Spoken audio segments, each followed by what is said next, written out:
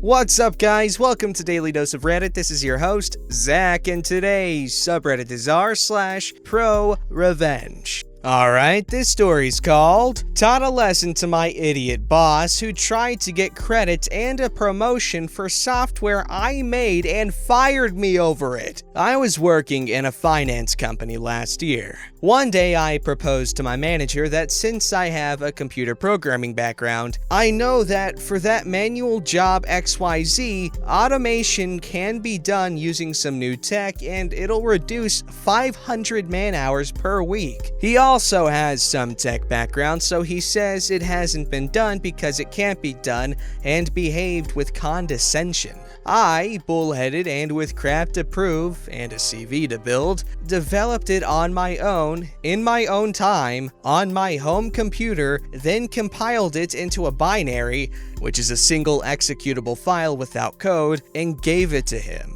He got permission from the IT department to run it on his computer and was utterly sure that it won't work and he would get to laugh at me. But it did. Even though the software works, Idiot Manager took it as an insult somehow and banned me from using it, giving some insane reason that doing it manually was much more effective, which was a bummer because it was working beautifully. Fast forward a quarter or so. My manager was hard-pressed for some brownie points during appraisals, so in examples of showing initiative, he used my software, but without mentioning me. Some super senior manager took notice and gave him a promotion and a raise. Now, instead of being a sensible guy and coming clean to get code from me, he calls me in from his cabin, behaves rudely, and says that I need to submit the code for that software. I asked him why. You said we won't be using it. He's like, either you submit the code or you'll be fired. I was already fed up with being treated like crap by this crap stain just because he was somehow jealous. So I said, step off, I won't submit the code. I know enough law to know that you can't sue me, and I resign. I came to know later through my colleagues that this is what he must have wanted, so that he could take the entire credit himself without dispute. Little did he know, there was a malicious code module hidden in that executable file, which checked for a 1 or a 0 on a remote GitHub repository every time it was run. If 1 or no network, do everything as required. But if a 0 is received, that's the emergency signal. I added that little code because his behavior was very crappy to begin with, and I didn't trust him. I was planning to remove it after its official implementation, which never happened. So I went ahead and changed that 1 to a 0 after I was fired, to ensure no one used it without my permission. Although he couldn't get the code, he did have the executable file, and I was also not in the company anymore. So in his arrogance, he called a meeting with his boss, his colleagues, and my whole team to show them a demo of this awesome software he had made. He was using it on his laptop every day without my knowledge. But today, the 1 was a 0. So as soon as he pressed enter, nothing happened. He pressed enter again. Nada. Suddenly, his laptop was frozen and nothing was working anymore. It took him a while to realize something fishy was going on, and then he took out the laptop battery to switch it off. By then, all the Word, Excel, and PowerPoint files were encrypted, and the executable had erased itself out of existence. I used the same code without the malicious module to get a better job at another company, where I'm much more appreciated and the job is also fun. Then the whole Brovid thing happened, and now I'm cozily working from my home. My previous colleagues of that crappy company keep telling me that they are being forced to go to office, so somehow it was the best decision I had made accidentally. That idiot boss's promotion and raise got cancelled because he couldn't produce what he promised. He also got reprimanded for losing a lot of important company data, which he attributed to some unknown virus, which wasn't believable because no one's allowed to put anything on those office laptops without security clearance from the IT department. He called me one night, drunk, angry, threatening me that he knows what I did. I feigned ignorance and quoted something like, "Crap happens to crappy people," and blocked his number. But I had to tell someone about this flawless victory over stupid without being implicated. So here it is. Update. Hello people, thanks for all the likes and comments. I love you guys and I'm overwhelmed to say the least. There are some questions which keep coming up again and again, so I'm answering them here in this post. I tried to answer each of them in the comments individually, but now I have to sleep. Question 1. Being a finance-related company, they generally have stringent security measures. How could the IT department allow the manager to load the program on his laptop? And why didn't they check its network communication or run it through an antivirus? Answer 1. This is not the kind of company a lot of people here are envisioning. Yes, they have security measures like blocked USB ports, firewalls, etc. in place, but just so that if a client visit happens, they can qualify. Most of the employees in IT departments are highly underpaid, sick of red tapeism and blame games. So if it's not a very weird request, they generally just ask for an email from the project manager and load whatever software they need, especially custom ones because they can't really verify them. Horrible practice, I know, but no one cares there. If crap happens, which is quite frequent there, everyone starts showing their email copies to everyone and it becomes a mess. Another reason is that the financial data which these guys process is historical and hence not very sensitive. Obviously they pretend to care, but even if someone stole it, it's not like some sensitive insider trading info which has very high value. Maybe that's why no one cares much. Regarding firewall restrictions, they are also quite lax. Like I mentioned in the comments, they keep blocking websites when they realize people are wasting time on them. Common time waster banned websites being Facebook,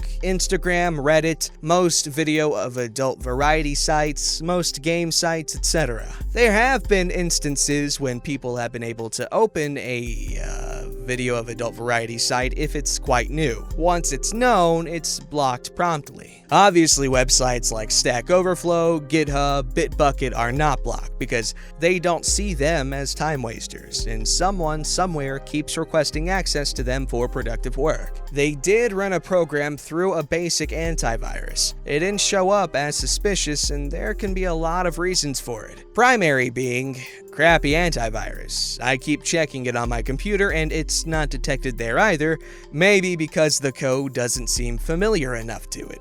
Maybe because I don't use Golang.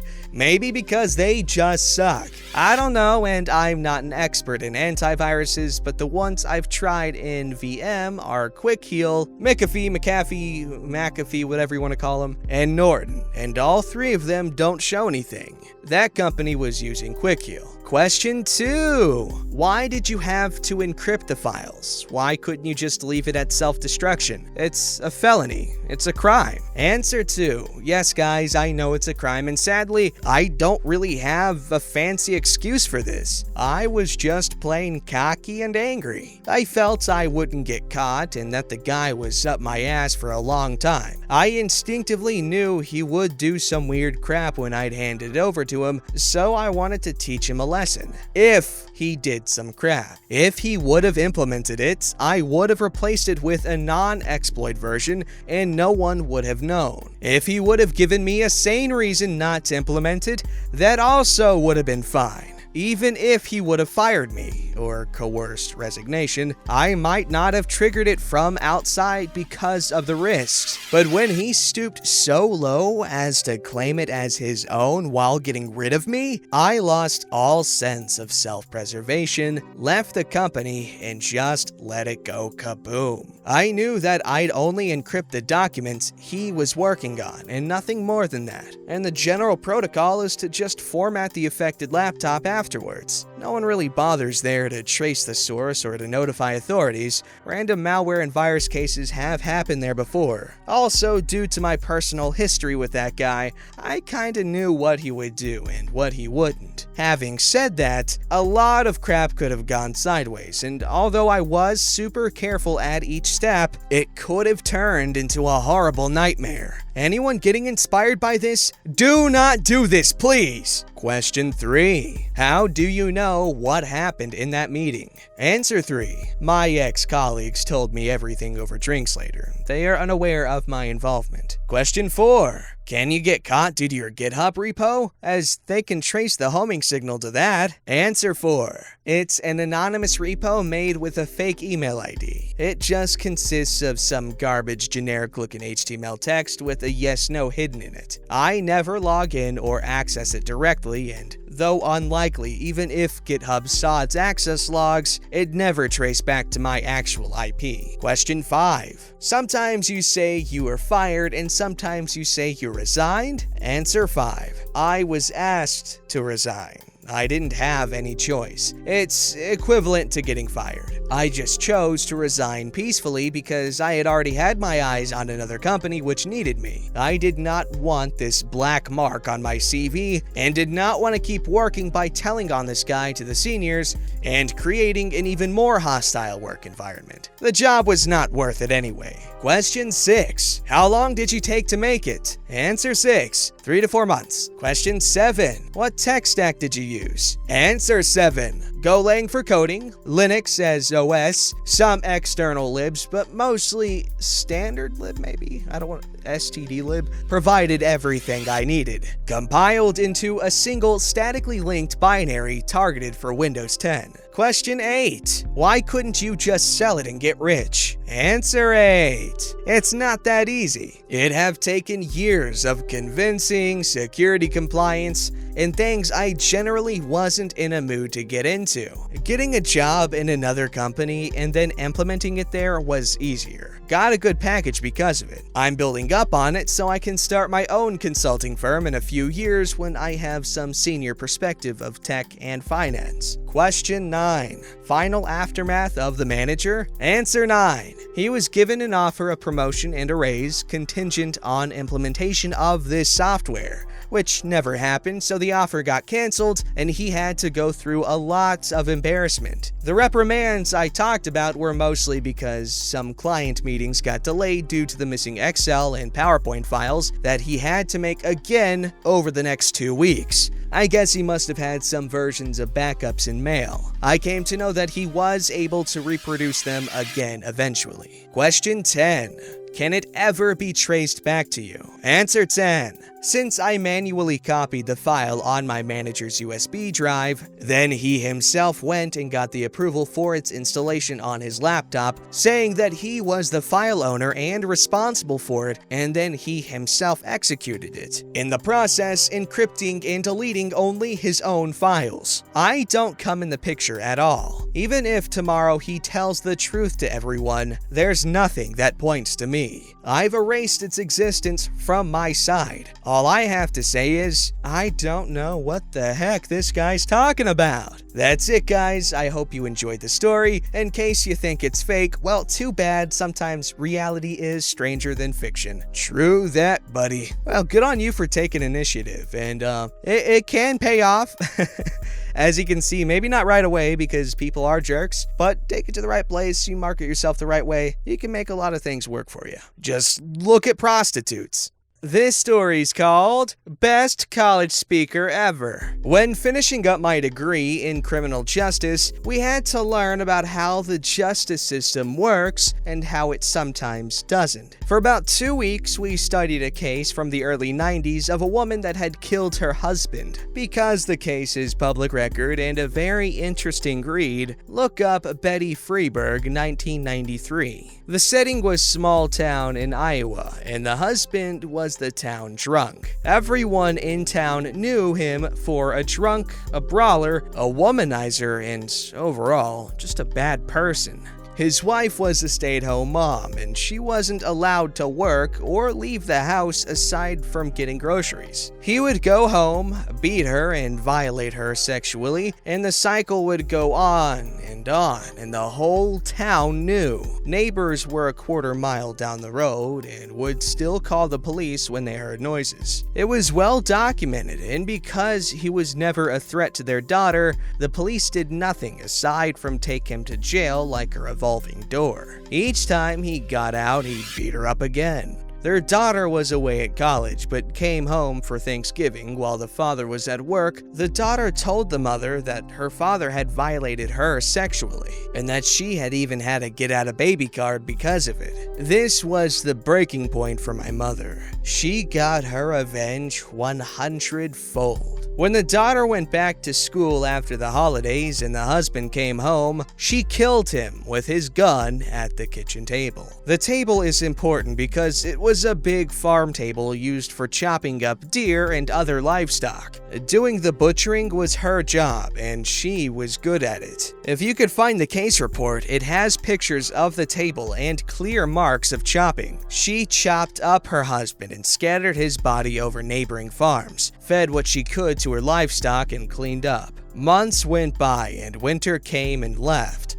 Police investigating his disappearance even questioned her while sitting at the table drinking coffee. She explained the marks on the table by explaining that she butchered her own meat and showed the officers her deep freeze. The investigation went on for months until finally, a neighbor's dog brought back a body part. They identified it as belonging to him, and she was arrested on the spot. She pled not guilty and refused any offers. It went to trial, and 12 of her peers judged her not guilty due to extenuating circumstances. She confessed to the crime, explained why she did it, and how that she had no real choice because no one was going to help her. The farm was hers, and she refused to give it up as it had been her family's home. She was let go entirely for the murder charge. The next week, we had Betty as a speaker to the class to discuss the case, and she was awesome. At the time, ironically, she sold dismemberment insurance for Aflac. Betty, if you ever read this, know you're seen as a figurehead for battered women, and you pulled off the best revenge I have ever been able to study. Honestly, I can't believe that she'd do something like that. Why did she think it was okay to throw pieces of garbage around like that? You know what I'm saying? Like, come on, be considerate for your fellow man. Very satisfying revenge. Okay guys, as you know, we like to read wholesome stories at the end of a revenge video, so here we have a story from r/malicious compliance called Wholesome Malicious Compliance. My daughter argued over half a donut. She ended up with no donut. This is all in fun, but was nice to win for once. Last night, I bought a package of donuts for my family. There's 5 of us to share. This morning, there was a half of a donut, along with several whole donuts, left from my daughter taking a half and leaving the other. I took the half since nobody had eaten it and had a wonderful snack. A little while later, my daughter comes in upset that someone had eaten her half of a donut. She's 16, I don't know. She gets upset by a lot of things. I said I ate it, and she got mad and said, "That was mine, I was saving it," etc. I explained that if you take half of a donut and leave the other half in the family or community pack, that half is free game. If you want the other half, set it aside. My wife took my daughter's side. My younger 2 agreed with me. We ended by agreeing that if someone leaves half a donut in the pack, nobody should take it except the person that left it there. Exact wording. Fast forward a couple of hours and I'm standing in the kitchen to see that exactly half of the donuts are gone, which gives me an idea. I wash my hands, take out every donut, cut them in half, and fill the pack with the newly halved treats, along with a note. And the note says, "Some men just want to watch the world burn." My daughter came in the kitchen and started saying, "Haha, very funny," and reached for a donut. I jokingly smacked her hand away and said, "Sorry, kid, those are my donuts. Those are the rules." Her eyes went wide. She was speechless. My wife thought it was hilarious and said I win. I let my daughter have her donut anyway. "You weakling! You're supposed to stand your ground." But no, I side with the daughter. You should leave halved things in your family pack or whatever, because obviously someone left it there because they just probably want to save it for later. And besides, why would you want to take the halved one? You want to take the full ones because then you'll get your fair share. But anyway, yeah, respect people's food. However, in my family's house, I take what I want. I don't care. I'm the oldest, so like, what are they gonna do? Don't forget to like, subscribe, and hit that bell to never miss an episode.